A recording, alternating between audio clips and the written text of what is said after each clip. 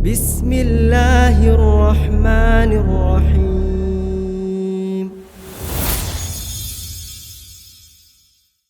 Assalamualaikum warahmatullahi wabarakatuh.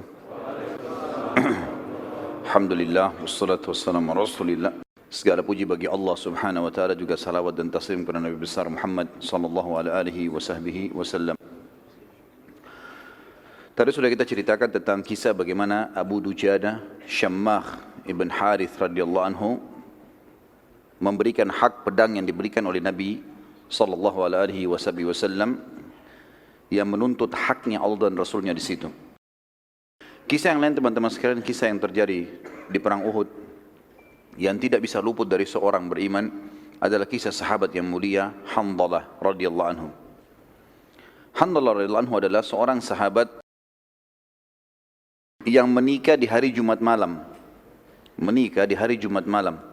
Dan perang Uhud terjadi di Sabtu pagi, di waktu duha. Hanzalah radhiyallahu anhu menikah malam itu, kemudian memang dia belum menggauli istrinya. Dia sempat ikut berjamaah sholat subuh bersama Nabi SAW. Pada saat dia pulang, dia untuk menggauli istrinya, sehingga dia dalam keadaan junub. Baru saja dia selesai bergaul dengan istrinya, masih dalam keadaan junub, belum mandi, terdengar panggilan seruan dari utusan Nabi SAW kepada seluruh muslimin di Madinah, jihad. Dan panggilan seperti ini berarti wajib bagi laki-laki muslim untuk ikut. Maka dia pun tidak menunggu, langsung saja dia keluar dalam kondisi masih junub, bergabung dengan pasukan muslimin. Waktu bergabung dengan pasukan muslimin, salah satu korban di Uhud yang mati syahid. Sebenarnya bukan kita katakan korban ya, justru ini kemenangan. Karena hakikat dari seorang muslim ikut jihad adalah mati syahid. Kedua baru menang. Jadi dia tidak kenal namanya kalah. Kalau dia terbunuh itu target utamanya kena masuk surga tanpa hisab. Kalau dia menang adalah target yang kedua. Hanzalah radhiyallahu anhu adalah salah satu sahabat yang dikaruniai oleh Allah syahadah, mati syahid. Waktu jenazahnya ditemukan setelah selesai perang Uhud, maka Nabi SAW waktu melihat ke arahnya mengalihkan pandangan matanya. Lalu kemudian para sahabat bertanya, "Ya Rasulullah, ada apa dengan Hanzalah? Kenapa anda alihkan pandangan anda?" Ada dua riwayat. Yang pertama kata Nabi SAW, "Aku melihat istrinya dari bidadari menjemputnya." Riwayat yang lain adalah, "Aku melihat para malaikat memandikannya." Karena dia dalam keadaan junub, maka dimandikan oleh para malaikat sampai keluar julukannya Ghasilul Malaikah, orang yang dimandikan langsung oleh malaikat. Dan di sini teman-teman sekalian pelajaran penting. Setiap kali ada janji Allah dan Rasulnya dari dalil Al-Quran dan Sunnah, setiap muslim tidak boleh ragu sedikit pun, apapun itu sifatnya, apapun. Allah dan Rasulnya bilang bersedekah itu pasti kaya, maka tidak boleh kita ganti dengan konsep yang lain. Tidak usah ragu sama sekali. Kalau orang mukmin memahami sebenarnya, dia kalau sedekah misalnya adalah sama dengan dia sedang investasi dan Allah balas minimal 10 kali, apa yang membuat dia ragu melakukannya? Salah satu ciri khasnya sahabat di situ. Apa yang Allah dan Rasulnya sampaikan benar, yang lain salah. Selesai urusannya. Enggak perlu lagi dinegosiasi. Allah Rasulnya bilang salah, haram, halal, halal. Kerjakan, jangan kerjakan. Walaupun semua dunia, keluarganya, istrinya, anaknya, suaminya benci, dia enggak peduli. Sudah semuanya diseberikan. Seperti itulah kurang lebih. Dan ini terjadi pada Hanzalah. Bayangkan teman-teman kalau kita baru menikah seperti ini. Dengan wanita yang dia cintai, dia menikah. Baru selesai hubungan biologis yang pertamanya dalam rumah tangga. Belum sempat mandi junub, panggilan jihad. Kita nggak usah jauh-jauh bicara jihad. Antum sekarang kalau malam pertama, kira-kira subuh di masjid nggak? Hah? Ada yang tanya ke saya itu di pengajian, "Ustadz, apa hukumnya tidak sholat subuh di masjid kalau malam pertama?" Saya bilang dosa ini. Nggak ada udurnya. Tapi lihat Hanzalah bukan cuma sholat subuh, bukan, ini jihad, pergi berperang, mati terbunuh. Padahal dia waktu masih dari hari pertama menikmati pernikahannya. Kalau pernikahan saja bisa ditinggalkan teman-teman, apalagi kalau cuma makanan, minuman, pekerjaan, pendidikan, semua ini nggak ada lagi. Kalau sudah ada seruan dari Allah dan Rasulnya. Ingat pesan saya tadi, setiap nasihat syar'i, agama yang datang masuk telinga kanan, diapakan? tutup yang kuping kirinya ini, supaya jangan keluar. Ya. Jangan masuk sini keluar sini.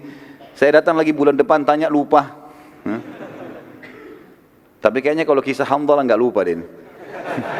Terutama yang laki-laki.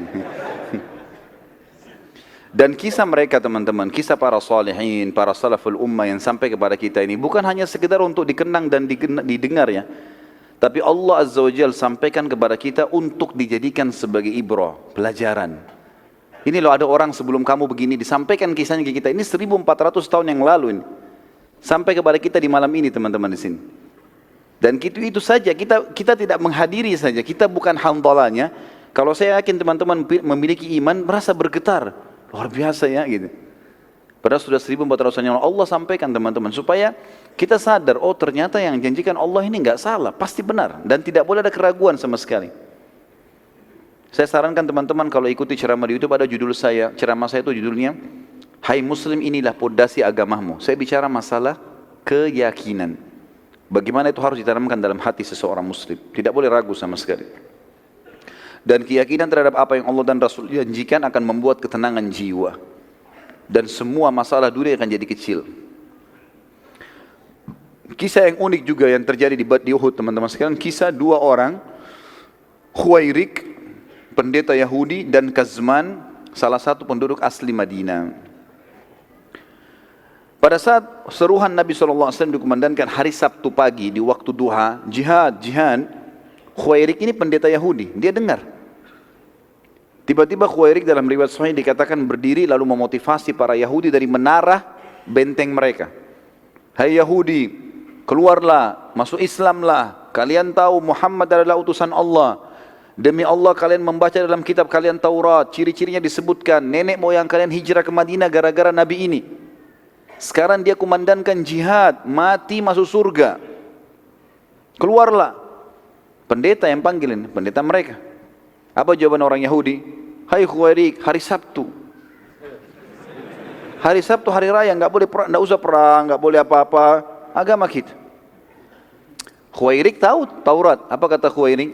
Tapi ada dalam kitab Taurat isi ayat yang diperintahkan kepada Musa alaihissalam. Karena nabi-nabi sebelum Nabi Muhammad SAW hidup sezaman. Seperti Nabi Musa alaihissalam sezaman dengan mertuanya Syuaib alaihissalam.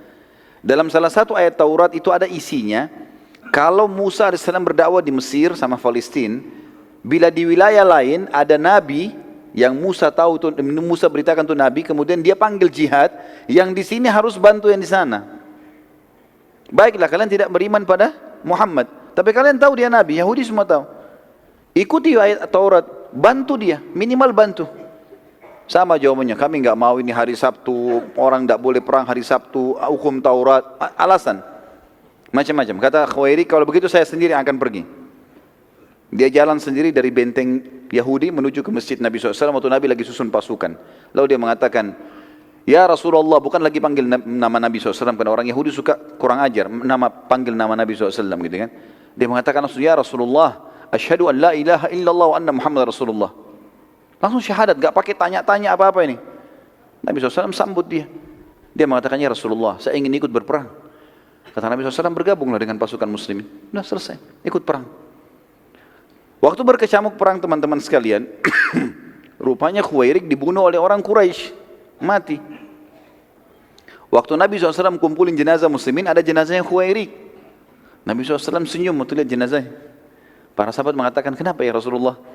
Ini seperti kasus tadi Hamdalah, tapi ini berbeda. Kata Nabi SAW senyum, kalau siapapun yang ingin melihat penghuni surga belum pernah sujud sekalipun, ini orangnya. Ini orang baru syahadat di waktu duha. Duhur kan belum masuk ya.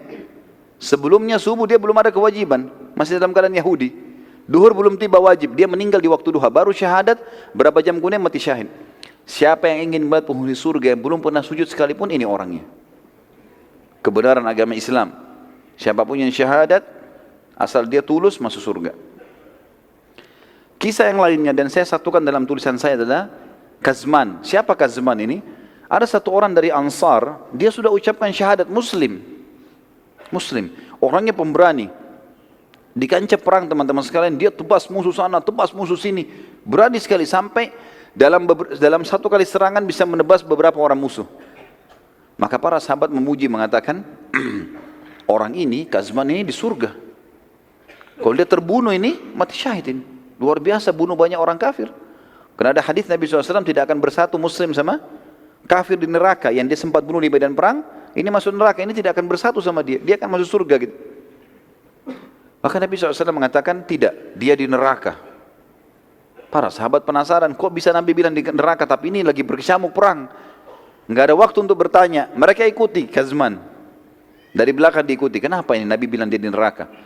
Ternyata serang demi serang terjadi, ada satu musuh kafir menebas bagian kakinya, berdarah bagian betisnya, sobek. Karena dia kesakitan, dia keluar dari kancah peperangan, lalu dia turun dari kudanya, kemudian dia ambil pedangnya, ditusuk dirinya. Lalu dia mengatakan, sesungguhnya saya berperang untuk membela kaum saya.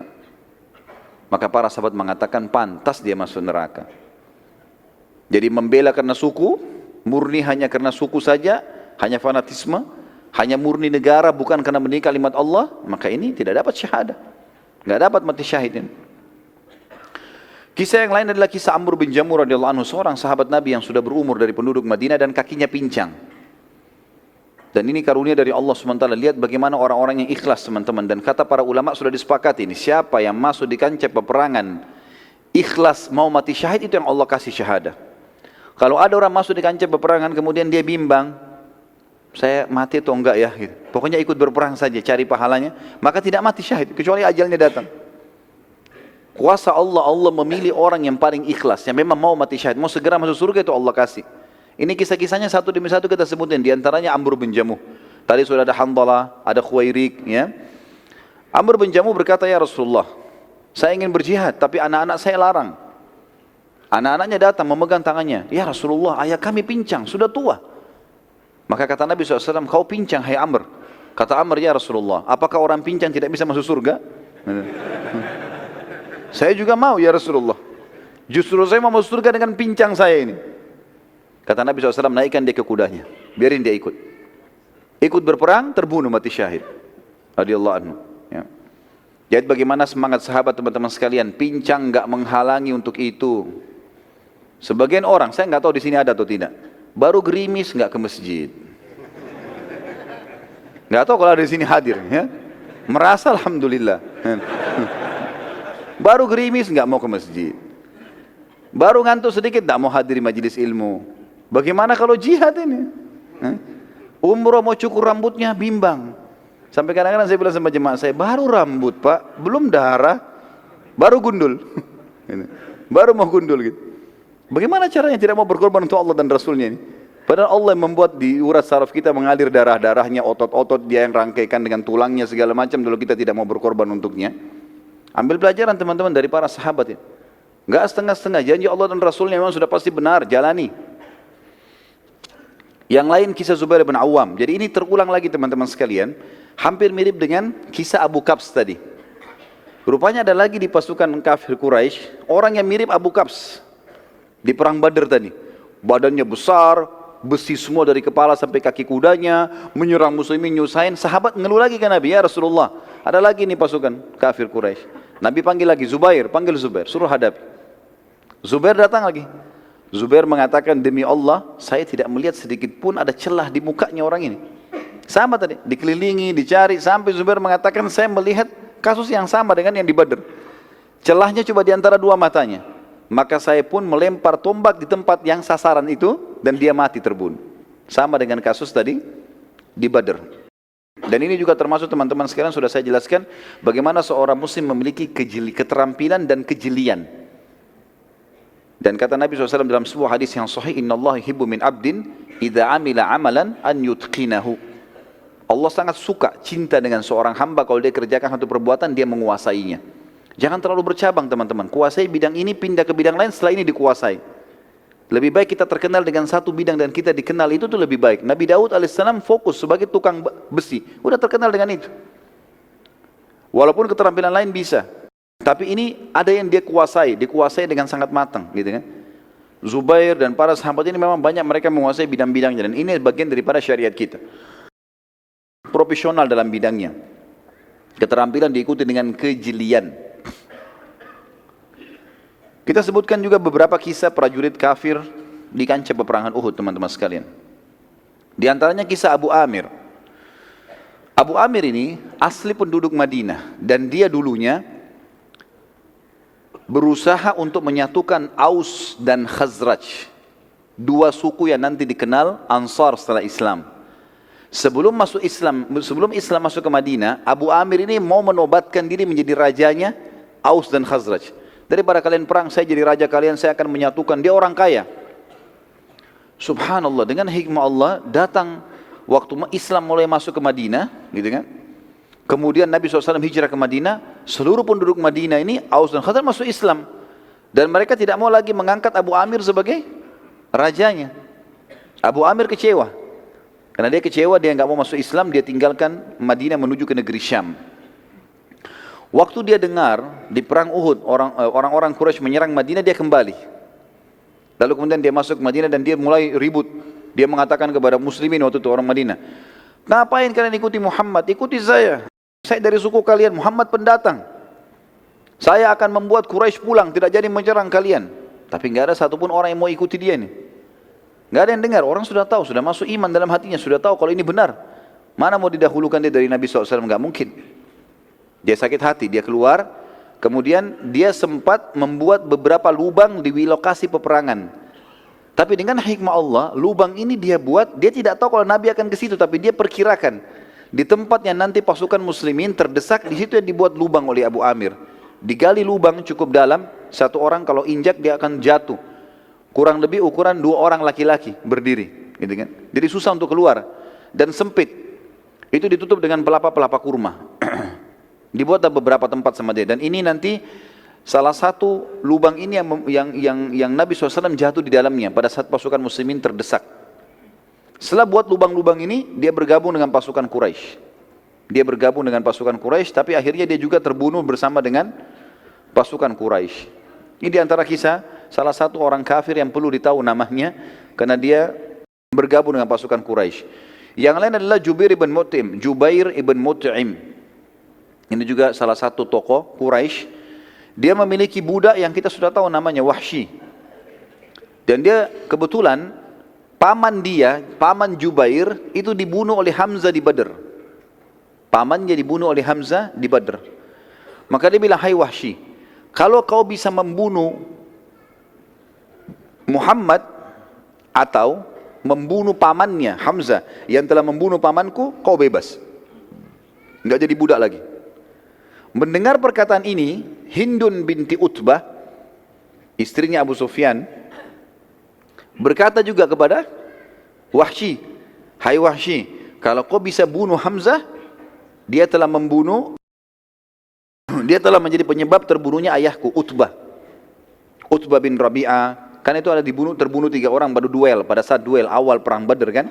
Ada Utbah bin Rabi'ah, ada Syaibah bin Rabi'ah, ada Walid bin Utbah. Ini kan Walid bin Utbah saudaranya Hindun. Utbah bin Rabi'ah ayahnya, Syaibah bin Rabi'ah pamannya. Ini 3-3-nya mati. 2 orang mati di tangannya Hamzah. Gitu kan? Di awal duel di perang Badr. Maka Hindun pun berkata kepada Wahsy, hai Wahsy, kalau kau lakukan itu, kau ikuti majikanmu Jubair bin Mut'im ini membunuh Hamzah, maka aku pun akan memberikan kau hadiah. Dia bebaskan kamu, saya akan berikan kamu hadiah. Maka Wahsy pun akhirnya masuk ke dalam kancah peperangan, dan Wahsy mengatakan, nanti akan kita ceritakan kisahnya, bagaimana dia mengatakan, saya masuk di kancah peperangan tidak berpikir untuk membunuh muslimin kecuali Hamzah, karena saya ingin bebas. Saya nggak pernah ikut-ikut, nggak mau ganggu orang, nggak mau apa-apa. Saya mau bunuh Hamzah untuk saya lolos, gitu kan? Dan dia tahu Hamzah sangat kuat. Nanti kita ceritakan bagaimana prosesi dia membunuh Hamzah. Hamzah sangat kuat. Setelah tertombak pun masih kuat, masih mengejar Wahsy. Gitu kan? Tapi ini saya sampaikan secara umum dulu tentang beberapa prajurit-prajurit yang masuk ya dari orang kafir ke pasukan Quraisy yang bergabung ya, yang bukan dari orang Quraisy. Tadi Abu Amir dari Madinah. Kemudian ini Wahsy, budak berkulit hitam dari Ethiopia. Kemudian juga ada budak yang lain namanya Suwaid. Ini budaknya suku Abdiddar. Dan kita akan ceritakan nanti bendera itu di zaman dulu, kalau perang teman-teman adalah simbol kemenangan. Kalau bendera masih berdiri berarti masih kuat pasukan, walaupun pasukannya tinggal sedikit.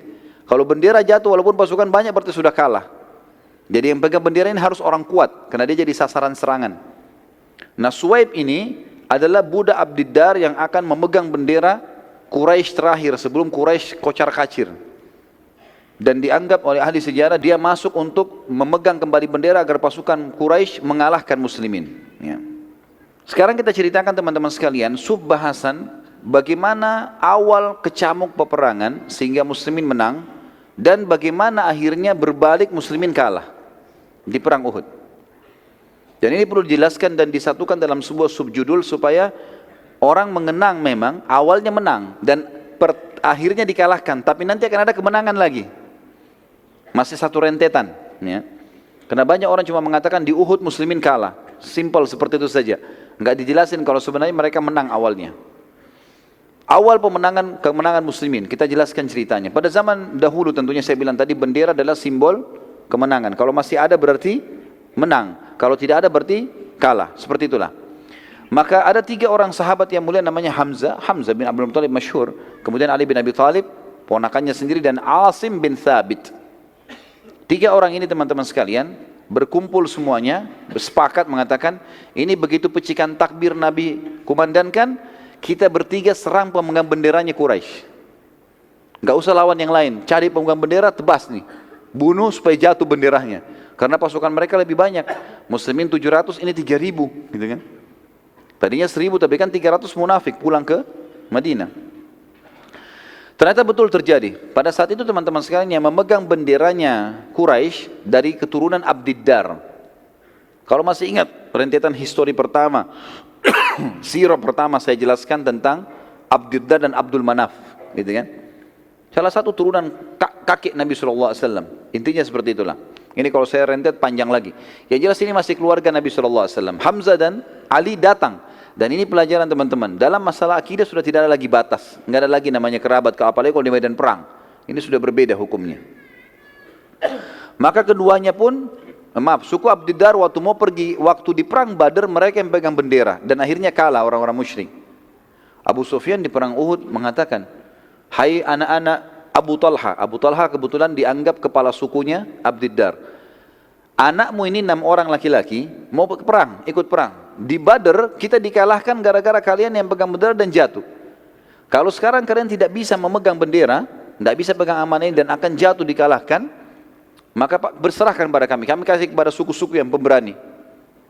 Maka keenam anaknya, atau Abu Talha mengatakan, kami tidak akan menyerahkan bendera ini kepada selain kami walaupun kami semua terbunuh. Datanglah anak pertamanya Abu Talha, pegang bendera. Begitu takbir, Hamzah dan Ali dan ini Asim, tiga-tiganya menyerang. Tiga orang ini menjadi pengibar bendera, 1 orang itu berhasil dibunuh. Jatuh bendera awal serangan ini, di awal serangan. Begitu bendera jatuh, biasanya bendera dulu dibuat tinggi sekali dan besar kainnya, jatuh. Orang-orang Quraisy shock, ini kok bisa awal kecamuk peperangan. Dan biasanya bendera itu bukan di depan, bendera ditaruh di tengah-tengah. Di depan paling bendera-bendera kecil, kalau bendera yang besar itu harus di tengah-tengah pasukan supaya tidak langsung jatuh. Tapi ini berhasil, Hamzah, Ali dan Asim berhasil. Datang anak keduanya Abu Talha, pegang bendera lagi. Tapi 3 orang sahabat ada di sekitar situ, sekitar bendera. Emang nunggu. Ternyata ada 1 orang datang angkat, dibunuh lagi. Datang anak ketiga angkat, dibunuh lagi. Anak keempat datang, dibunuh lagi. Sampai 4 orang. Terakhir pada saat datang anak kelimanya Abu Talha dan mengangkat bendera, maka sempat dibunuh oleh Asim. Hamzah dan Ali tidak sempat membunuh, tapi Asim membunuhnya. Kemudian anak keenamnya Abu Talha yang terakhir sempat juga datang mengangkat bendera, tapi dibunuh oleh Sa'ad bin Abi Waqqas. Sa'ad bin Abi Waqqas, ya. Kebetulan teman-teman sekalian, anak keempat waktu 6 orang ini mati, pas yang keempat yang dibunuh oleh Asim bin Thabit, anak keempat ini waktu lagi dibunuh sama Asim, pas ditebas sama pedang, ada saudarinya perempuan, anaknya Abu Talha tapi perempuan, namanya Sulaif. Sulaif ini waktu lihat bergelimangan saudara-saudara laki-lakinya, 3 orang, ini yang keempat ditebas oleh Asim, dia pikir Asim yang bunuh semuanya. Dia nggak tahu ini. Maka dia sakit hati.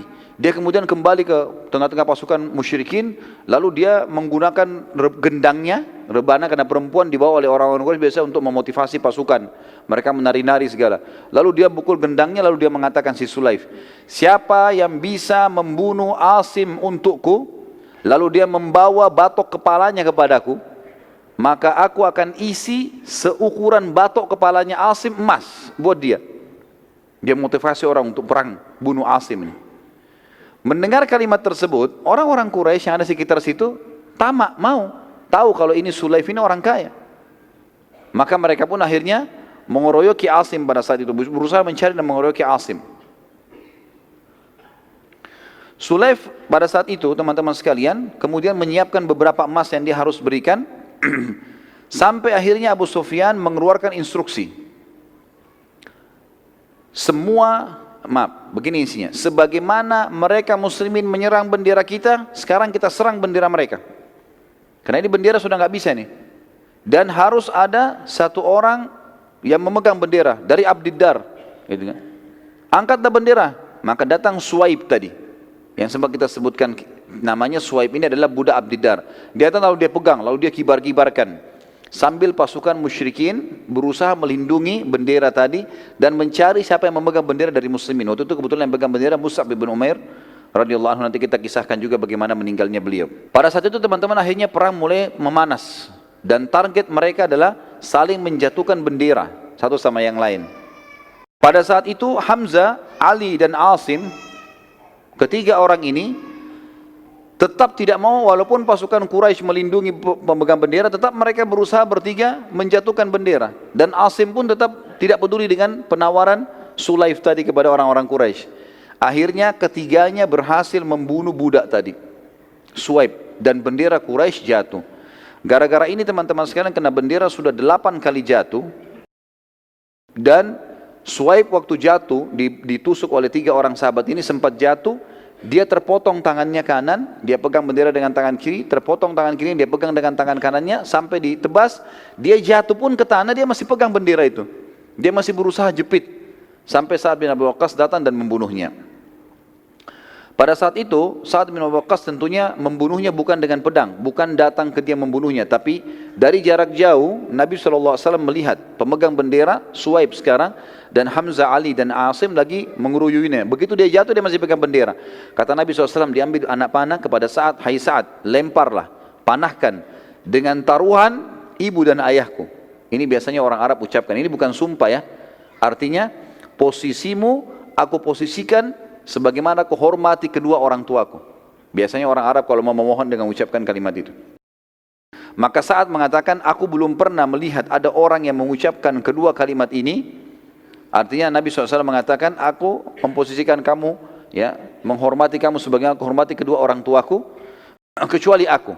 Maka aku pun melepaskan anak panah dan akhirnya Suwaib mati terbunuh. Waktu mati terbunuh teman-teman, bendera Quraisy jatuh. Hamzah, Ali dan Asim sengaja menginjakkan kuda mereka di bendera Quraisy. Dan akhirnya tidak bisa lagi ada Quraisy yang mendekat. Setiap mendekat diserang, setiap mendekat diserang. Akhirnya kocar kacir semua. Pasukan Quraisy kocar kacir pada saat itu. Jadi saking kocar kacirnya, ya, pada saat itu teman-teman sekalian, sampai muslimin mengatakan, kami menyaksikan di perang Uhud yang hadir ya, seluruh pasukan Quraisy, ribuan orang itu semuanya berlari, meninggalkan harta mereka, meninggalkan kuda mereka, sampai-sampai mereka meninggalkan kaum wanita mereka yang ikut-ikutan lari bersembunyi di belakang pohon-pohon kurma dan di gunung-gunung atau bukit-bukit. Padahal itu sebenarnya aib besar bagi mereka ya kalau meninggalkan kaum wanita.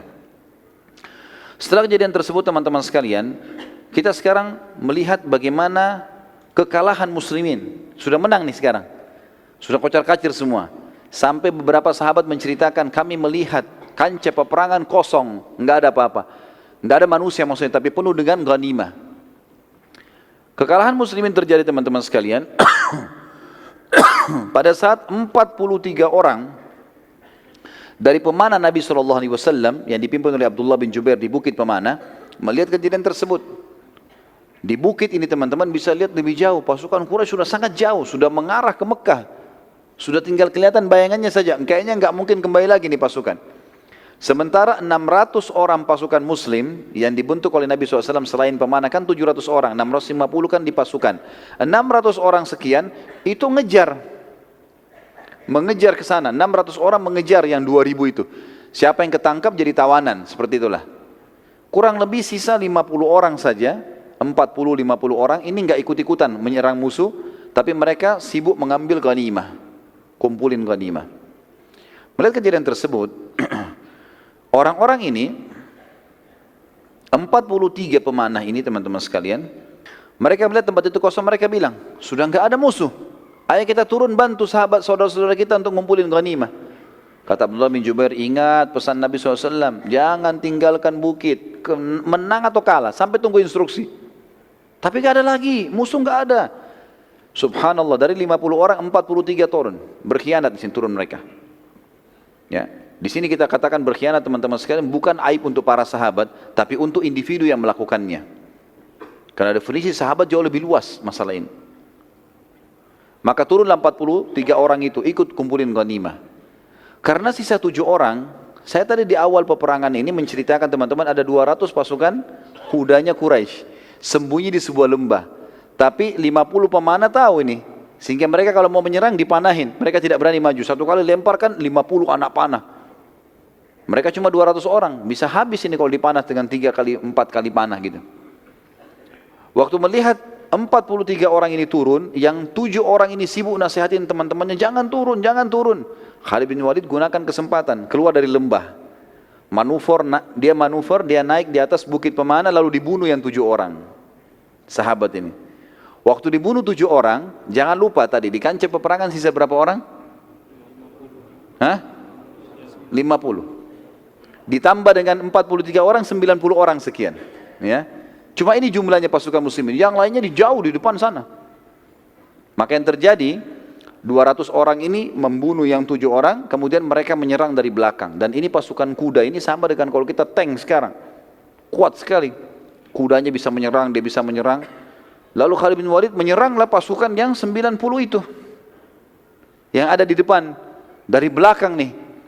Begitu mereka menyerang, mereka berhasil sampai ke benderanya orang-orang musyrik.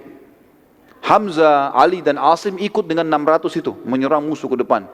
Bendera Quraisy sudah dianggap kalah kan di belakang. Tidak berpikir kalau ada pasukan dari belakang. Maka akhirnya bendera kembali dinaikkan. Pada saat dinaikkan bendera dan 90 orang itu kocar kacir semuanya karena kaget diserang dari belakang gitu kan. Ada beberapa yang jadi korban. Maka Khalid bin Walid dan pasukannya meneriakkan yel-yel Quraisy. Sambil angkat bendera dikebar-kebarin, sambil teriak-teriak angkat yel-yelnya. Maka orang-orang Quraisy yang dari jauh, itu rupanya ada yang dengar, saling mengingatkan, ada bendera berdiri, bendera berdiri. Akhirnya pasukan yang sudah jauh kembali. 2000 lebih itu kembali. Dari belakang 200, pasukan muslimin di sini 600 ada di tengah-tengah. 2000 ini kembali nyerang. Gitu kan? Rupanya waktu mendengar yel-yel Quraisy di belakang, pasukan yang 600 muslimin juga balik ke belakang. Ini ada apa ini? Rasulullah ada di belakang ini. Kita harus kembali. Kembalilah 600 orang itu. Itu waktu kembali diceritakan bagaimana kacaunya. Pasukan muslimin kembali. Yang 600 ini yang 90 melarikan diri. Ya, tabrakan dan 200 nyerang dari belakang. Yang 2000 datang dari sana. Jadi sangat luar biasa. Kocar kacir. Sampai ada muslim membunuh muslim yang lain pada saat itu. Kesalahan. Sudah kacau keadaan. Sampai ada yang terbunuh pada saat itu. Di antara kaum muslimin yang terbunuh adalah Yaman. Yaman anak ayahnya Huzaifah bin Yaman. Radhiyallahu anhu majma'in, kata Huzaifah, saat seluruh pasukan sudah kacau, sampai pasukan muslimin saling serang, tidak tahu musuh ini, karena luar biasa kacaunya. Dan dalam keadaan sangat kacau, sampai-sampai aku menemukan ayahku di antara pasukan yang terserang oleh muslimin sendiri. Dan aku mengatakan, ayahku, wahai muslimin, semoga Allah merahmati kalian, tapi terlambat. Dan akhirnya Yaman radhiyallahu anhu mati, terbunuh dan dianggap syahid oleh Nabi SAW karena kesalahan. Hudzaifah berkata, semoga Allah memaafkan kalian karena kehilafan ini. Semoga Allah maafkan kalian, ayahku telah kalian bunuh. Seperti itulah. Dalam situasi demikian teman-teman, Nabi SAW segera mengambil keputusan. Beliau SAW berteriak dengan suara keras, kumpullah di sisiku wahai hamba-hamba Allah, aku benar-benar utusan Allah. Namun yang mendengar beberapa orang sempat kumpul, tapi mayoritas pasukan tidak dengar. Dan yang terkumpul di sisi Nabi SAW hanya 9 orang. 7 dari muhajirin, 7 dari ansar, 2 dari muhajirin. 9 orang saja. Yang lain pasukan ini sudah kocar-kacir keluar dari kancah peperangan karena diserang oleh musuh-musuh ini. Hal ini terjadi karena luasnya lokasi peperangan dan galaunya keadaan pada pasukan muslimin sehingga mayoritas mereka tidak mendengarkan teriakan Nabi SAW. Terutama pada pasukan terdepan yang merupakan pasukan inti seperti Hamzah, Ali, ya, Zubair, ini yang kuat-kuat semua ini tidak dengar karena mereka jauh dari Nabi SAW. Jadi yang dari 90 ini saja yang coba mendekat, itu pun cuma berapa orang gitu. Dan mereka tersibukkan pada saat itu berusaha mengejar musyrikin yang lari ke Mekah, tapi mereka sekarang kembali menyerang. Jadi Hamzah dan Ali juga ini sibuk lagi menghadapi pasukan yang 2000 itu. Dari pasukan depan muslimin ada pemegang bendera, sahabat Nabi mulia Mus'ab bin Umair radhiyallahu anhu, yang juga kembali ke arah belakang untuk mengetahui apa yang sedang terjadi. Pada saat situasi kacau, Mus'ab diserang oleh pasukan Khalid bin Walid dan mereka berhasil memotong tangan kanannya Mus'ab yang memegang bendera. Lalu Mus'ab memegang dengan tangan kirinya, kemudian dipotong lagi tangan kirinya, sisa dengan tangannya dia memegang bendera, lalu pasukan Khalid bin Walid menusuk dadanya. Dan sebagian riwayat menyebutkan Ibnu Qami'ah yang telah menusuk dada Mus'ab bin Umair dan beliau mati syahid pada saat itu. Dan akhirnya bendera muslimin jatuh. Dari sisi lain, Hamzah dan pasukan muslimin lainnya yang masih di depan tidak menyadari adanya serangan dari belakang dan bagaimana kacaunya keadaan pasukan pada saat itu serta serangan Khalid bin Walid. Pada saat itu pun waktu Hamzah mulai mau kembali dan melihat kekacauan di sana, ternyata dari belakang juga sudah ada serangan, maka Wahsy menggunakan kesempatan. Wahsy pun akhirnya mengatakan, aku melihat Hamzah dan aku pun takut mendekatinya. Aku pun takut, dengan dia orangnya kekar, kuat. Kita sudah ceritakan, Hamzah dulu kalau berburu apa? Singa. Di masa jahiliyah. Saking kuatnya fisiknya. Maka Wahsy mengatakan, aku coba mencari peluang di mana aku bisa membunuh orang ini sehingga aku lolos dari keterbudakan. Wahsy pun menceritakan kejadian tersebut berkata, saat tombak aku lemparkan, aku berhadapan dengan Hamzah, maka aku buru-buru melemparkan tombakku dan tertancap di perut Hamzah sampai tembus ke belakang. Sementara Hamzah di atas kudanya. Hamzah tidak terjatuh dan ia malah menghadap ke arahku dan maka aku pun sangat ketakutan. Dan ia terus saja mengejar ke arahku sampai aku berusaha melarikan diri secepat mungkin. Hamzah pakai kuda, tapi dia tertusuk ini, tombak. Orang lain sudah mati nih. Tapi Hamzah dengan izin Allah sementara masih bisa lari. Bahkan Hamzah sempat mendekati Wahsy. Pada saat sudah dekat, banyaknya darah yang mengalir membuat Hamzah akhirnya jatuh. Kata Wahsy pada saat itu pun akhirnya, aku berhasil lolos dari keterbudakan karena Hamzah sudah mati.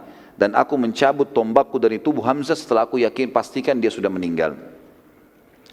Tentu dengan berjalannya waktu teman-teman sekalian, Wahsy ini masuk Islam nanti. Masuk Islam, ada kisahnya begitu ya. Dan dia berkata, masih saja aku dihantui perasaan bersalah karena telah membunuh paman Nabi SAW dan tidak akan bisa terbayar kecuali dengan mati syahid di jalan Allah. Dan aku membunuh pemimpin orang kafir yang setimpal kedudukannya dengan Hamzah. Akhirnya Wahsy pun memenuhi niatnya dan dialah satu-satunya yang telah membunuh Musailamah al-Kadzdzab, orang yang mengaku Nabi.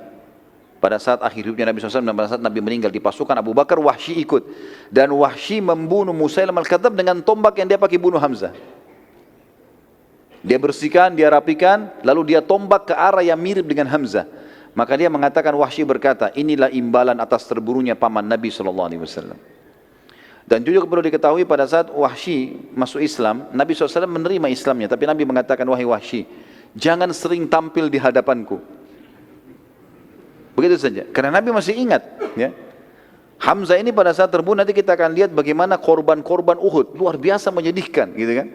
Nabi SAW, kata Umar bin Khattab, belum pernah kami lihat Nabi SAW menangis seperti menangisnya pada saat lihat jenazah Hamzah. Hidungnya terpotong, darah semua, dadanya terbelah, segala macam ini. Ya. Hal-hal yang buruk sekali. Nabi SAW, kita kembalikan cerita peperangan, mengatakan, wahai muslimin, kumpullah di sekitarku, wahai hamba-hamba Allah, aku benar-benar utusan Allah. Para sahabat berusaha kumpul, dan tadi hanya terkumpul sekitar 9 orang, 7 dari Ansar dan 2 dari Muhajirin. Sementara pasukan Khalid bin Walid melihat kesempatan ini untuk menyerang Nabi SAW. Karena waktu Nabi teriak, akhirnya ditahu posisinya Nabi oleh pasukannya Khalid bin Walid. Pasukan yang 600 sekarang sudah akan berhadapan dengan yang 2000 sekian. Maka pasukan Khalid bin Walid yang 200 ini mengarahkan, karena yang 90 sudah kacau balau dari pasukan muslimin, mengarahkan ke arah suara Nabi SAW.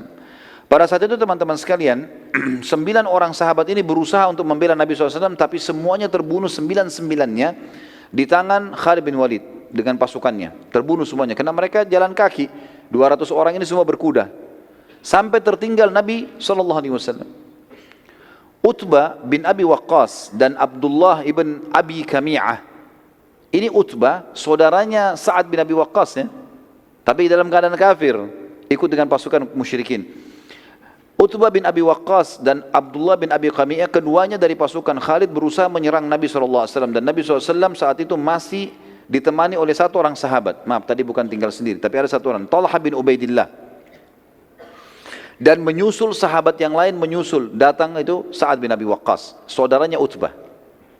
Lalu duanya mendampingi Nabi SAW. Keduanya berusaha bertahan, namun beliau SAW bersama dengan sahabat ini, tiga-tiganya jatuh ke dalam lubang yang telah dibuat oleh Abu Amir. Yang tadi kita sudah sebutkan namanya, orang yang mau mengaku raja kemudian tidak jadi di Madinah. Dan dia diberikan julukan Abu Amir al-Fasiq, orang fasikin, karena dia dianggap orang yang buruk. Dalam situasi seperti itu, Nabi SAW masuk dalam lubang, kemudian juga Sa'ad masuk dalam lubang, Talha masuk dalam lubang yang bersebelahan, berbeda gitu. Maka Abdullah bin Abi Kami'ah segera menghantamkan pedangnya dari atas lubang ke arah punggung kanan Nabi SAW. Dan pada saat itu Nabi SAW terkena punggung sebelah kanan Nabi SAW, tapi ada baju besi. Dan tidak melukai Nabi SAW. Tapi Nabi mengatakan dalam sebuah riwayat sahih, aku masih merasakan sakitnya selama sebulan, pukulan itu. Dan ini menandakan teman-teman sekalian, Nabi saja bisa merasakan sakit, apalagi manusia biasa, gitu kan? Wajar itu. Lalu Ibnu Qamiyah menyerang Nabi SAW lagi ke arah punggung kiri beliau SAW. Dan karena kerasnya pukulan ke arah punggung kiri, karena dia pikir punggung kanan sudah, dia pukul ke punggung kiri, Nabi SAW coba menangkisnya, berusaha membela, tapi topi besi Nabi SAW ada beberapa jaring besi turun dari sisi kanannya, itu sempat kena pedangnya Ibnu Qamiyah dan menancap di pipi Nabi SAW, pipi kanan Nabi ya. Dan pada saat itu akhirnya berdarah, mengeluarkan darah, dan kena kerasnya pukulan besi pedang tersebut sampai akhirnya gigi geraham Nabi SAW pecah pada saat itu. Talha bin Ubaidillah berhasil naik dari lubang sebelah. Sementara proses ini terjadi, Ibnu Qamiyah menyerang Nabi SAW dan Nabi agak sulit dalam lubang, gitu kan, terus diserang dengan pedang. Maka dia berusaha menyerang Ibnu Qamiyah serta Utbah, yang keduanya berusaha untuk menyerang Nabi ini. Sisa pasukan Khalid bin Walid berusaha menyerang Talha bin Ubaidillah, sementara ia terus melawan sendirian sampai seluruh dada dan tubuhnya dipenuhi anak panah, juga tebasan-tebasan pedang. Semuanya, punggungnya semua anak panah, depannya semua anak panah, tebasan pedang kiri kanan. Tapi subhanallah masih hidup. Talha bin Ubaidillah ini salah satu dari 10 yang dijamin masuk surga ya, radhiyallahu anhum. Sampai Abu Bakar mengatakan perang Uhud ya, yang panen pahalanya Talha, miliknya dia sudah. Sampai waktu itu Talha bin Ubaidillah berusaha menarik Nabi SAW untuk keluar dalam kondisi begitu ya, dia tutupi lubang, terus orang-orang kafir 200 orang ini berusaha menyerang dia gitu kan, sendirian. Sampai dia berhasil berusaha menarik Nabi SAW. Dan waktu Nabi naik ke atas, beliau sempat mencabut dengan giginya besi yang masuk ke pipi Nabi SAW. Dengan giginya, sehingga dua giginya di depan itu tanggal, jatuh. Dan para sahabat mengatakan, kami melihat setelah tanggalnya gigi Talha di Uhud, Allah memberikan dia ketampanan ekstra. Justru Allah buat orang-orang tambah suka melihat wajahnya. Padahal kedua giginya jatuh karena menarik besi itu. Dan ini bentuk penghormatan pada Nabi SAW. Dia bukan tarik dengan tangannya, dia tarik dengan giginya untuk menjaga kesantunan dengan Nabi SAW. Pada waktu yang bersamaan setelah itu teman-teman sekalian, pasukan Khalid bin Walid lagi sibuk menyerang Talha bin Ubaidillah, dan Sa'ad bin Abi Waqqas hanya keluar juga dari lubang sebelah. Mereka berusaha, datanglah pasukan Ali. Ali, Zubair, ya, datang. Hamzah kan sudah terbunuh tadi dengan pasukan lainnya. Mereka berusaha membela Nabi SAW dan terjadilah pertempuran seru pada saat itu di lubang yang terdapat Nabi SAW. Pada saat waktu yang bersamaan juga datang sahabat Nabi yang mulia yang telah memegang pedang Nabi SAW, namanya Syammah ibn Harith atau Abu Dujana tadi. Kemudian berusaha untuk menutupi Nabi SAW dengan tubuhnya, sehingga seluruh tubuhnya dikenai dengan sabetan pedang. Jadi dia berusaha tangkis dari sini, ini yang nyerang 200 orang ini. Sementara yang datang beberapa sahabat ini tidak sampai 10 orang. Ibnu Qamiyah dan sisa pasukan Khalid akhirnya terpukul mundur karena keteguhan sahabat-sahabat ini. Namun Ibnu Qamiyah saat mundur bersamaan dengan waktu itu, sebagian pasukan Khalid bin Walid sedang menebas tangannya Mus'ab. Dan Mus'ab bin Umair wajahnya mirip sekali dengan wajah Nabi SAW. Maka Ibnu Qamiyah datang, lalu pada saat tangannya Mus'ab sudah putus dua-dua dan dia pegang dengan sisa tangannya bendera, maka Ibnu Qamiyah datang menusuk dadahnya Mus'ab, mati syahid. Lalu dia teriak, apa kata Ibnu Qamiyah? Aku telah membunuh Muhammad, Muhammad telah mati, aku telah membunuh Muhammad, Muhammad telah mati. Ini teman-teman, kalimat ini pada saat itu bertepatan diucapkan pasukan Quraisy yang 2000 tiba. Pasukan yang 600 ini menghadapi yang dari belakang, dan ini juga berita kalau Nabi SAW terbunuh. Kata para ahli sejarah, ini sampai seperti virus yang masuk di tengah-tengah muslimin. Sampai Umar bin Khattab yang sangat kuat dengan Sa'ad bin Mu'adz radhiyallahu anhu, orang yang sangat kekar dalam pendiriannya, mereka bercerita mengatakan kami berdua terduduk di tanah kancah peperangan karena tidak yakin lagi sudah. Maksudnya tidak tahu lagi bisa menang atau tidak kalau Nabi SAW sudah terbunuh. Kondisinya sudah kocar-kacir ini. Dan siapapun yang duduk di tanah pada saat itu oleh Quraisy tidak diganggu. Dianggap dia menyerah. Seperti itulah. Pada saat itu teman-teman sekalian, sementara muslimin kocar-kacir, ada sahabat satu, tadi sudah kita sebutkan namanya Anas bin Nadhr, yang sempat bilang, ya, demi Allah saya telah ketinggalan peperangan pertama bersama Nabi SAW melawan Quraisy di Badr. Kalau ada peperangan lagi setelah hari ini, saya akan melakukan perbuatan yang membuat Allah ridha. Tiba-tiba dia berdiri. Lalu kemudian sendiri ini, dia melawan yang 2000 itu. Dia menuju ke yang 2000 itu. Umar bin Khattab sempat bilang, mau kemana kau? Dia bilang ke arah Uhud. Kancah peperangan. Kata Umar sama Sa'ad, tapi Rasulullah SAW sudah mati. Beritanya begitu. Anas menjawab dengan kalimat luar biasa. Apa dia bilang? Kalau begitu, betul itu beritanya, bangunlah, bangkitlah untuk berperang dan mati bersama beliau sallallahu alaihi wasallam. Kenapa malah diam? Ayo mati gitu. Dan terbunuh itu jauh lebih mulia. Dan sungguh, hai Umar dan Sa'ad, aku mencium bau surga di arah Uhud. Kemudian beliau radhiyallahu anhu menyerang pasukan kafir sampai terkoyak, dan waktu dicari tidak ditemukan potongan badannya, terkoyak-koyak oleh musuh, gitu kan? Tapi mati syahid di sini. Umar mengatakan, dan Sa'ad dua-duanya, sungguh kalimat Anas telah membakar kembali semangat kami, dan kami saling berkata, benar, kenapa kita tinggal diam? Maka keduanya pun kembali ikut berperang, dan mulai, entah harus mulai dari mana, tapi mereka berperang. Umar berkata, aku pun coba mengumpulkan senjata apa saja yang aku bisa, lalu aku pakai menyerang. Sa'ad juga berkata, kami lalu berusaha mengikuti saja Anas. Anas kemana kita ikutin sampai dia terbunuh oleh musuh. Apa yang dia buat kita ikutin semampu kita. Sudah nggak tahu harus buat apa lagi. Kata Sa'ad, setelah peperangan selesai, kepada Nabi SAW, Sa'ad berkata kepada Nabi SAW pada saat perang selesai, demi Allah ya Rasulullah, kami tidak dapat mengikuti gerakan dan keberanian Anas. Luar biasa, kita tidak bisa. Waktu perang sudah selesai. Anas bin Nadhr radhiyallahu anhu, maka pada saat itu teman-teman sekalian, pada saat selesai peperangan dan jenazah muslimin dikumpulkan, maka jenazah Anas bin Malik sulit untuk ditemukan, dikatakan, dan dikenal, dan yang mengenal hanya saudarinya dari tanda lahir di tangannya. Ada tanda lahir di tangannya. Itu karena pada tubuh Anas ditemukan 83 luka dari anak panah, goresan dan lemparan tombak serta sabetan pedang. Pada saat itu teman-teman sekalian, sementara bendera kaum muslimin jatuh dan bendera musyrikin juga masih jatuh, pasukan Khalid bin Walid sempat mengambilnya. Tapi waktu mulai dilawan oleh Ali, oleh Zubair, maka mereka mulai melarikan diri lagi, yang 200 ini. Tiba-tiba saja seorang wanita bernama Amrah dari suku Abduddar, ia mengangkat bendera musyrikin. Melihat bendera musyrik berdiri, maka Abu Sufyan dan sisa pasukan musyrikin pun kemudian berkumpul di sekitar bendera. Dari sisi muslimin, Ali bin Abi Thalib juga kembali mengangkat bendera muslimin, yang akhirnya membuat umumnya muslimin yang masih tersisa di kancah peperangan, mereka berkumpul pada bendera itu. Namun Nabi SAW memerintahkan agar pasukan muslimin mundur ke arah Uhud, menyandar sampai merapat di gunung. Maka melihat bendera muslimin menuju Uhud, sisa pasukan pun ikut akhirnya. Seluruh muslimin mulai berkumpul di situ. Sementara pasukan musyrikin mengikuti bendera mereka maju menuju kancah peperangan dan mereka menuju ke arah bendera muslimin untuk kembali menyerang. Nabi SAW saat melihat mereka menyerang, sementara kekuatan yang terkumpul saat itu bersama Nabi SAW, maksimal waktu itu yang di sekitar Nabi 50 orang. Masih berserakan ada ratusan orang. Gitu kan?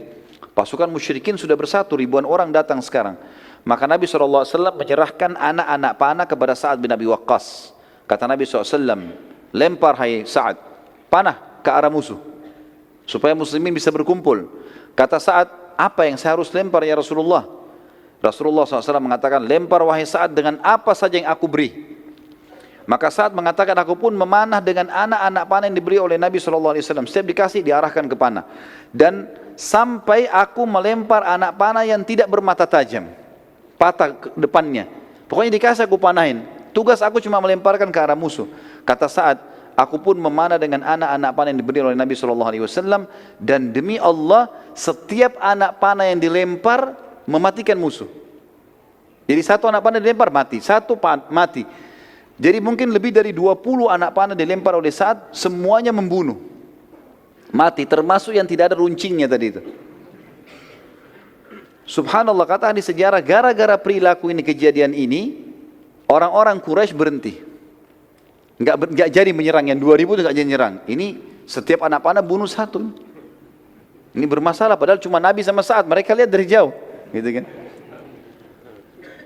Pada saat itu muslimin mulai berkumpul dan terpojok, gitu kan? Pasukan Khalid bin Walid dan semua perangkat perang lengkap, mereka semuanya berkuda, kembali juga ingin menyerang.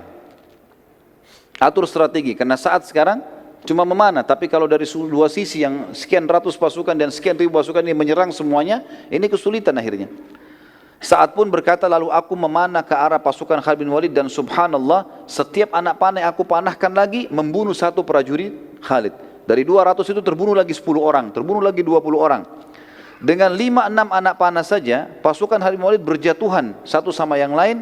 Bahkan ada anak panah yang dilemparkan, kena satu dan tembus ke orang yang lain di belakangnya. Melihat kejadian tersebut, Khalid bin Walid berhenti dan khawatir akan serangan Sa'ad. Ini bahaya. Satu orang tapi memberhentikan begini, tentu dengan hikmah Allah. Melihat pasukan Khalid bin Walid berhenti menyerang, maka dari sisi lain pasukan inti Quraisy ada satu orang pimpinannya, namanya Ubay bin Khalaf. Ubay bin Khalaf ini teman-teman sekalian, orang yang pernah sombong sekali di Mekah. Dia pernah memperlihatkan kudanya, yang memang dia prajuritnya Quraisy. Dia pernah lihatkan dan dia mengatakan, hai Muhammad, lihat kuda ini, lihat pedang ini, lihat panah ini, aku akan membunuhmu dengan ini semua. Kata Nabi SAW, aku yang akan membunuhmu dengannya insya Allah. Waktu masih di Mekah ini ceritanya. Rupanya dia lihat ini, dia sudah dengan pakaian perangnya, dia lihat Nabi SAW. Maka dia sudah mengatur strategi untuk menyerang. Melihat kejadian tersebut, Nabi SAW meminta sebuah tombak kepada Ali bin Abi Thalib radhiyallahu anhu. Dan kata Ali bin Abi Thalib, demi Allah, Nabi SAW memegang lembing tersebut, mundur ke belakang, kemudian melempar ke arah Ubay bin Khalaf. Pada saat dilempar lembing tersebut, kami semua terlempar. Saking kuatnya lemparan Nabi SAW. Di sekitarnya ada beberapa belas orang, itu terlempar semua. 50 orang tadi terlempar, karena kuatnya lemparan Nabi SAW. Kata Ali bin Abi Thalib. Dan subhanallah, lembing itu tidak menancap di dadanya Ubay. Dia hanya kena di lehernya Ubay itu, antara topi besi dengan baju besinya ada celah. Kena di situ, nyobek itu saja. Garis sedikit, keluar darah sedikit. Begitu kena, lalu Ubay berkata dengan pasukan Quraisy, Muhammad telah membunuhku. Dia bilang gitu. Ketakutan dia. Dan dia jatuh, teriak-teriak, pegang sakit lehernya. Orang-orang Quraisy datang dekati, mereka mengatakan luka, coret sedikit. Dia bilang, demi Allah kalau Muhammad ludahi aku sekarang, aku mati.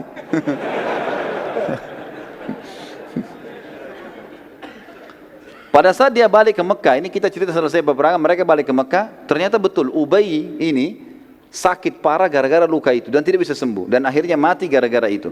Dan ini kena hadis Nabi SAW yang sangat tegas ya. Kata Nabi SAW, sungguh murka Allah memuncak kepada orang yang telah dibunuh oleh nabinya. Nabi SAW jarang membunuh. Tapi kalau orang itu dibunuh oleh Nabi berarti luar biasa orangnya. Dan orang ini karena pernah mengancam Nabi SAW di Mekah, maka akhirnya Allah SWT mudahkan dia mati di tangan Nabi SAW. Nabi SAW akhirnya menyuruh pasukan muslimin untuk naik ke atas bukit. Saya percepat saja. Kemudian beliau SAW tidak mampu lagi naik karena letih. Lalu beberapa orang sahabat diantaranya Talha bin Ubaidillah kembali radhiyallahu anhu yang penuh dengan anak panah, yang penuh dengan sabetan pedang. Kemudian tunduk dan membiarkan Nabi SAW menginjak punggung beliau radhiyallahu anhu. Kemudian Nabi SAW pun naik. Kata dia, ya Rasulullah, naiklah wahai Nabi Allah ke atas pundak. Maka naiklah Nabi SAW sampai akhirnya berhasil menaiki bukit atau gunung Uhud itu sendiri. Para sahabat pun naik bersama dengan Nabi SAW dan pada saat Nabi SAW di atas dan para sahabat sudah naik ke atas bersembunyi di atas, sempat Uhud goyang. Maka Nabi SAW menyentakkan kakinya sambil mengatakan, tenanglah hai Uhud, sesungguhnya di atasmu ada seorang Nabi, ada Siddiq, Abu Bakar dan ada syahidan. Dua orang mati syahid, ada Uthman dan ada Ali, ada Umar dan ada Uthman. Radhiyallahu ajma'in gitu.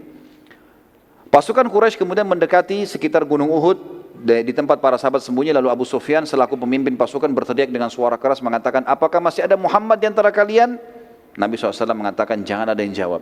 Abu Sufyan tanya lagi, apakah masih ada Abu Bakar di antara kalian? Nabi SAW mengatakan, jangan ada yang jawab. Abu Sufyan tanya lagi yang ketiga kali, apakah ada Umar di antara kalian? Maka Nabi SAW mengatakan, jangan ada yang jawab. Abu Sufyan mengatakan, kalau ketiga orang itu sudah tidak ada, berarti urusan kalian sudah habis. Artinya dia tahu kekuatan muslimin di Nabi, di Abu Bakar dan Umar gitu, radhiyallahu anhu ajma'in. Umar bin Khattab waktu itu tidak bisa tahan teman-teman sekalian, lalu kemudian dia teriak mengatakan, semoga Allah menghinakanmu wahai musuh Allah, mereka semua masih hidup. Dan Abu Sufyan ini tahu suaranya Umar. Maka Abu Sufyan bilang apa? Demi Allah hai Umar, aku lebih percaya kamu daripada Ibnu Qami'ah.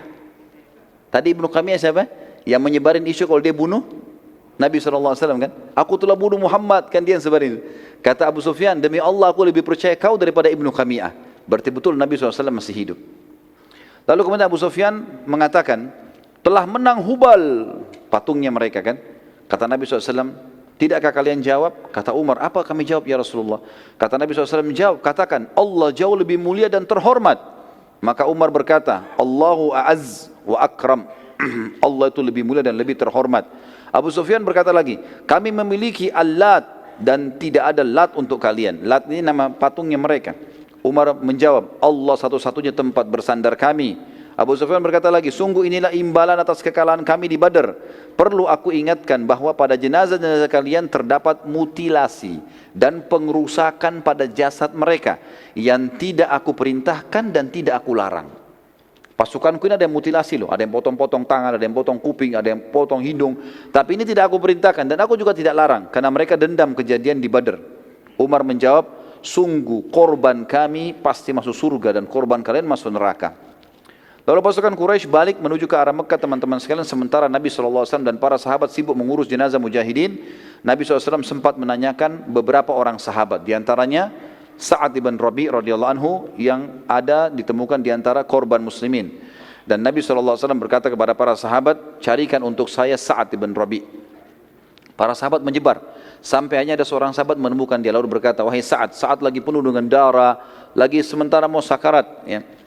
Maka dia mengatakan, wahai Sa'ad, Rasulullah menanyakan tentangmu. Kata dia, sampaikan salamku kepada Nabi SAW dan katakan kepada beliau, kalau semoga Allah membalas beliau dengan sebaik-baik balasan. Dan ya, sampaikan kepada beliau kalau Sa'ad sudah mencium bau surga. Lalu kemudian dia bilang, sampaikanlah kepada sukuku bahwasanya tidak ada uzur buat kalian meninggalkan Nabi SAW, sementara kalian tahu kebenaran di bawahnya, maka matilah di bawah agamanya. Saat berkata, jadi kalimat ini semua diucapkan, kemudian dia mengatakan, aku mencium bau surga, lalu wafatlah Sa'ad radhiyallahu anhu. Terbunuh kurang lebih 70 orang sahabat Nabi di perang Badar, di perang Uhud, di antaranya Hamzah radhiyallahu anhu. Dan kita tutup teman-teman sekalian dengan kisah mutilasinya Hamzah ini ya. Waktu jenazah Hamzah ditemukan dan pada saat itu Hindun binti Utbah yang memang dendam dengan Hamzah, dia memanggil Wahsy. Manggil Wahsy kembali, dia mengatakan, belahkan untukku dadahnya, karena aku mau mengambil jantungnya. Beberapa buku sejarah yang mengatakan ini kisah dibenarkan, ada yang mengatakan juga ini tidak dibenarkan, nanti diragukan. Tapi kita ambil pendapat yang mengatakan dibenarkan, maka dibelahlah dada Hamzah, karena riwayat yang sahih menjelaskan waktu Umar menceritakan nangisnya Nabi SAW melihat jasadnya Hamzah, ini menguatkan itu. Maka dibelahlah dada Hamzah, terjadi mutilasi, bagian hidungnya dipotong, dadanya dibelah, lalu dicabut jantungnya, dan Hindun berusaha memakannya tapi dia tidak mampu karena tidak mungkin makan mentah. Lalu kemudian dia mengatakan, inilah pembalasan karena kau telah membunuh ayahku, pamanku dan saudaraku. Akhirnya Hamzah pun radhiyallahu anhu di situ dibiarkan, digeletakin dan dilumurin dengan darah. Lalu kemudian mereka pun pulang ke Mekah. Allahu a'lam. Ini bahasan tentang perang Uhud tentunya teman-teman sekalian, dan nanti akan kita sampaikan, pertemuan akan datang perang Hamrat Asad. Jadi fase menangnya muslimin sudah kita jelaskan, fase kalahnya muslimin sudah kita jelaskan dan sebabnya. Nanti kita lihat ada fase kemenangan muslimin, dikenal dengan perang Hamrat Asad. Walaupun sebenarnya ini adalah lanjutan perang Uhud. Kenapa dikatakan perang Hamrat Asad? Karena Hamrat Asad nama sebuah tempat di mana Nabi SAW menyerang kembali Quraisy ke situ. Dengan pasukan yang luka-luka ini Nabi nyerang kembali. Nanti akan kita ceritakan pada pertemuan kita yang akan datang insya Allah. Baiklah, mungkin begitu bahasan kita insya Allah. Semoga Allah SWT berkahi majlis kita dan dijadikan sebagai tambahan amal kita pada hari kiamat. Dan semoga saja semua amal yang pernah kita kerjakan, sekecil sampai sebesar apapun, sampai menjelang ajal datang nanti diterima dengan kemahamurahannya. Dan semoga semua dosa yang pernah kita kerjakan sampai juga menjelang ajal datang dibanti dengan kemahamurahannya menjadi pahala. Dan kita berdoa agar Indonesia diberikan kemakmuran, ketentraman, kedamaian, dan seluruh muslimin agar kembali kepada Al-Quran dan Sunnah, dan Allah karunia pemimpin-pemimpin yang adil juga kembali kepada Al-Quran dan Sunnah, dan semoga Indonesia menjadi contoh bagi negara-negara yang lain. Dan terus kita mendoakan saudara kita di Palestina, di Syria, di Yaman, di Irak, di Myanmar, di Ahsa, dimanapun mereka sedang tertindas, semoga Allah ikhlaskan niat mereka, terima para syuhada mereka, muliakan Islam di tangan mereka dan tangan kita semua, dan semoga Allah partisipasikan kita bersama mereka di pahala, baik dengan doa, dengan harta, juga dengan jiwa kita, dan semoga Allah dengan kemahamurahannya menyatukan kita semua di surga firdausnya tanpa hisab, dimana kita di majlis ilmu yang mulia ini. Kalau ada benar dari Allah, kalau saudara saya mohon dimaafkan. Subhanakallahumma bihamdika, asyhadu an la ilaha illa anta astaghfiruka wa atubu ilaik. Wassalamualaikum warahmatullahi wabarakatuh.